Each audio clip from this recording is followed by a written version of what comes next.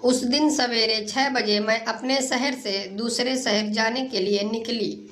मैं railway station पहुंची, पर देरी से पहुंचने के कारण मेरी ट्रेन निकल चुकी थी। मेरे पास 3:30 की ट्रेन के अलावा कोई चारा नहीं था।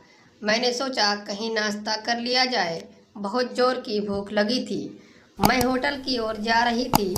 अचानक रास्ते में मेरी नज़र फुटपाथ पर बैठे 2 बच्चों पर पड़ी। दोनों लगभग 10-12 साल के रहे होंगे। बच्चों की हालत बहुत खराब हो चुकी थी। कमजोरी के कारण अस्थि पंजर साफ साफ दिखाई दे रहे थे। वे भूखे लग रहे थे। छोटा बच्चा बड़े को खाने के बारे में कह रहा था। बड़ा उसे चुप कराने की कोशिश कर रहा था। मैं अचानक रुक गई। दौड़ती भागती जिंदगी में पैर ठहर से गए। उनको देखकर मेरा मन भर आया। सोचा इन्हें कुछ पैसे दे दिए जाए। मैंने उन्हें 5 रुपए देकर आगे बढ़ गई। तुरंत मेरे मन में एक विचार आया, कितनी कंजूस हूँ मैं। 5 रुपए में क्या खाएंगे? ये चाय तक ढंग से न मिलेगी। समय पर शर्माई और वापस लौटी। मैंने बच्चों से कहा, कुछ खाओगे? बच्चे थोड़े असमंजस में पड़े। मैंने कहा, बेटा मैं नाश्ता करने जा रही हूँ, तुम भी कर लो। वे दोनों भूखे थे, तुरंत तैयार हो गए। उनके कपड़े गंदे होने के कारण होटल वाले ने उनको डांट दिया और भगाने लगा। मैंने कहा, भाई साहब उन्हें जो खाना है वो उन्हें दे दो, पैसे मैं दूंगी। होटल वाले ने आश्चर्य से मेरी ओर देखा। उसकी आंखों में उसके बर्ताव के लिए शर्म साफ दिखाई दी। बच्चों ने नाश्ता, मिठाई व लस्सी मांगी।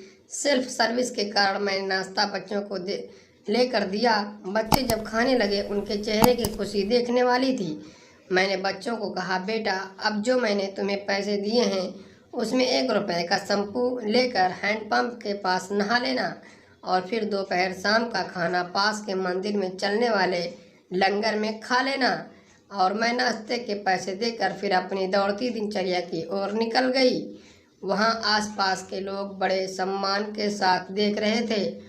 होटल वाले के शब्द आदर में परिवर्तित हो चुके थे। मैं स्टेशन की ओर निकली। थोड़ा मन भारी लग रहा था। मन उनके बारे में सोचकर दुखी हो रहा था। रास्ते में मंदिर आया। मैंने मंदिर की ओर देखा और कहा, हे भगवान आप कहाँ हो? इन बच्चों की ये हालत, ये भूख देख आप कैसे चुप बैठते हो? दूसरे ही क्षण मेरे मन में विचार आया, पुत्री अभी तक जो उन्हें नाश्ता दे रहा था वो कौन था? क्या तुम्हें लगता है तुमने वह सब अपनी सोच से किया है? मैं स्तब्ध हो गई। मेरे साथ प्रश्न समाप्त हो गए।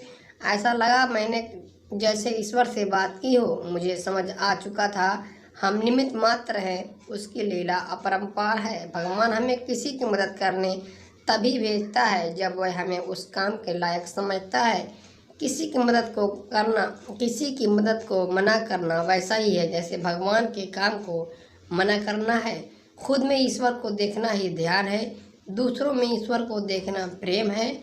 ईश्वर को सब में और सब में ईश्वर को देखना ज्ञान है।